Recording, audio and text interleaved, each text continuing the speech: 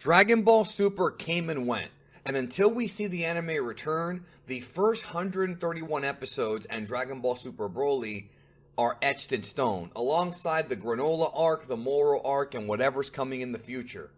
But what was it about Dragon Ball Super that didn't quite hit the mark? What was it about classic Dragon Ball and Dragon Ball Z that made it better?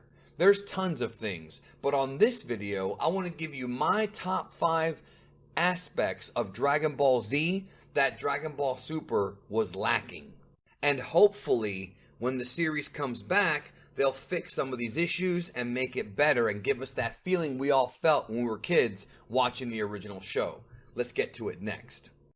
The reign of Black Frieza has begun, and as a result, we've got a brand new merchandise line. The Black Frieza Wreck Everyone and Leave t-shirt, hoodie, and various other types of merch available right now in the Geekdom 101 store. Will Frieza play Goku and Vegeta like a puppet? We'll find out soon. Right now, it comes in various sizes and colors, ships pretty much everywhere in the world. The link is down in the description. Get your hands on the limited edition Black Frieza Wreck Everyone and Leave merch line. I love this design and I hope you do too. Don't forget to leave a like on the video down below, and don't forget to leave a comment and tell me your 5 things that Dragon Ball and Dragon Ball Z had or made you feel that Dragon Ball Super didn't. We're going to start right now with number 5 on the list, and that is the original sound effects and music.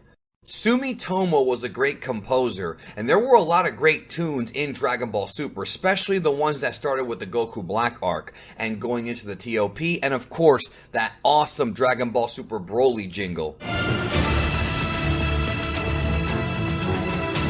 Yeah, that thing is badass. Anyways, I love that interpolation, but ultimately, I don't feel like the music was quite able to really match up to the classic music from DBZ. I'm referring to the original Shinsuke Kikuchi score that sounded like a classic martial arts film from the 70s. That's the score that made Dragon Ball feel like it was special, it made it feel legendary, it made it feel iconic. Now, a lot of people grew up with the Falconer production score, and they swear by it, and I've talked to those fans, and even they agree that that music is better than the Sumitomo music. Of course, it's only their opinion, a lot of it is nostalgia, but when we judge the music, I feel like maybe the first half of Super was kind of missing those great tunes, and Sumitomo did improve, so hopefully in the future, his music will maybe not quite get on par with the old stuff, but at least be improved and more fun to listen to, because so many classic scenes in Dragon Ball and Dragon Ball Z need music, they need insert songs, and we didn't even get any of that until Ultra Instinct. So I think they should treat Dragon Ball like the classic anime that it is and give us those great insert songs, give us those great moments that give us, make the hair on the back of our neck stand up, and I think the music is important. Also, the original sound effects guy that works at Toei, he's not doing Super anymore, and I don't know why, because Dragon Ball and Dragon Ball Z sound effects were amazing.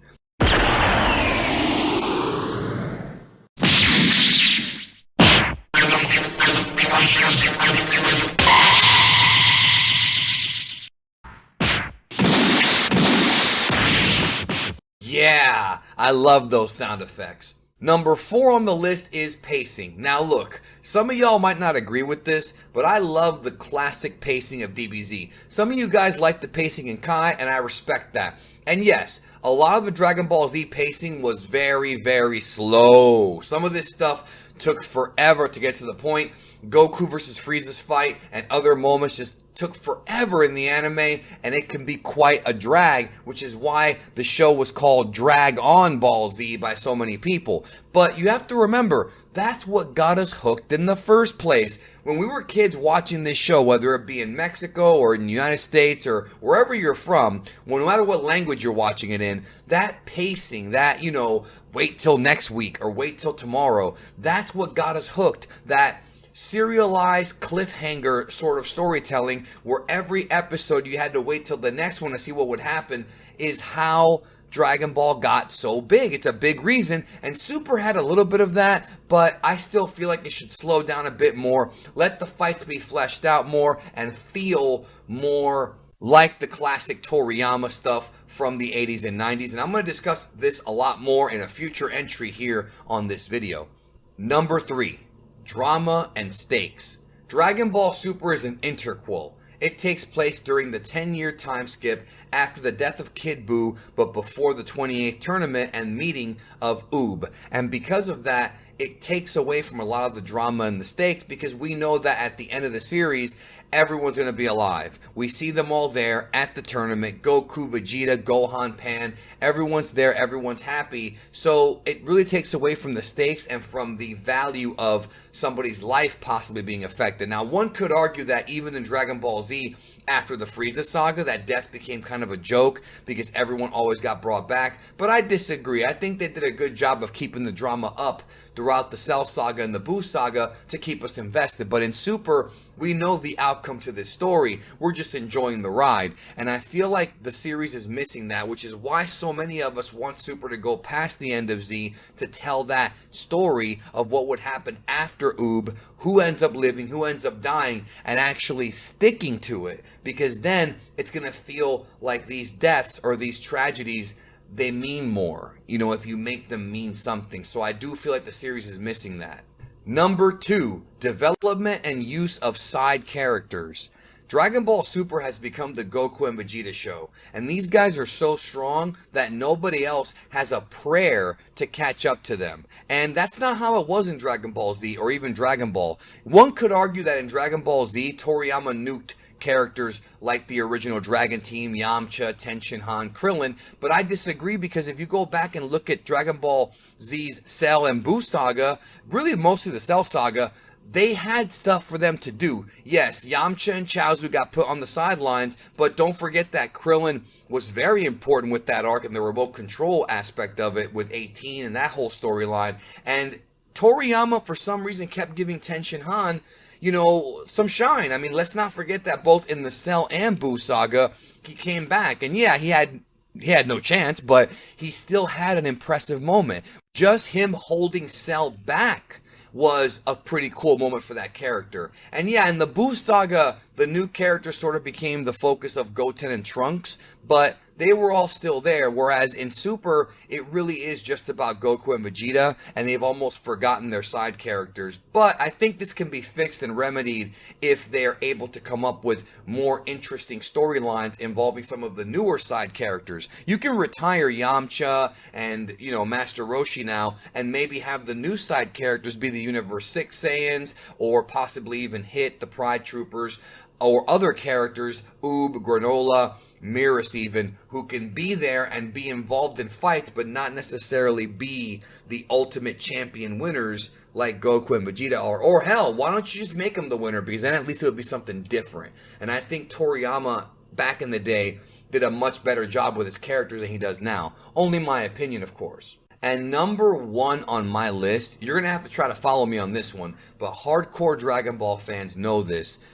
The problem with Super is that it did not have the same kind of storyboards that Dragon Ball and Dragon Ball Z had, because they did not have an original Toriyama manga to adapt it from. Let me explain what I mean by that. The fights in Dragon Ball and Z have a certain kind of pace to them. Toriyama makes his fights sort of like extreme chess matches. Not just the tournament fights, even the fights with Frieza and Cell, they all come with this sort of phase 1, phase 2, phase 3 kind of writing. And Toriyama, growing up a fan of kung fu films, is really, really good at drawing fight scenes. Go back and read the original Dragon Ball manga. So when they were adapting that to the anime, they had this manga to use as a base for the anime fights. They were able to sort of pace things out a certain way to where it feels like more of a competitive back and forth battle. Yes, Dragon Ball Super had some amazing animation cuts. Dragon Ball Super episodes 110, 130, the Goku Black and Zamasu against Goku, Vegeta and Trunks episode. There were a lot of incredible moments, and Dragon Ball Super Broly was all great animation and fun fights, but it's still missing that classic Toriyama 80s and 90s pacing that had us all hooked. The hiding of techniques, I have a secret move, power up, power up. I miss that. And yeah, it's become a trope. It's what Dragon Ball does. Other anime do it too. But other anime have done it pretty successfully, and I would say better than Dragon Ball Super. And I think that Super, being a Dragon Ball product, has to slow things down, hire a better storyboard editor, or try to have Toriyama storyboard a few fights just for them, just to make it feel like it used to. I think sometimes Toyotaro gets close to getting there, but he's not quite there. Toriyama is a special artist, and I think that's a big problem that I noticed when rewatching Dragon Ball Super in comparison to the old series. And I do hope that in the future this can be fixed. However, I don't see it happening because Toriyama's never going back to writing a full-time weekly manga again. He's wealthy, he's semi-retired, he's not going to do it. But maybe somebody else can step in and really do a good job. Let's hope so. That's my list. I hope you liked it. Let me know yours down below. I'll talk to you in the future. Take care of yourself.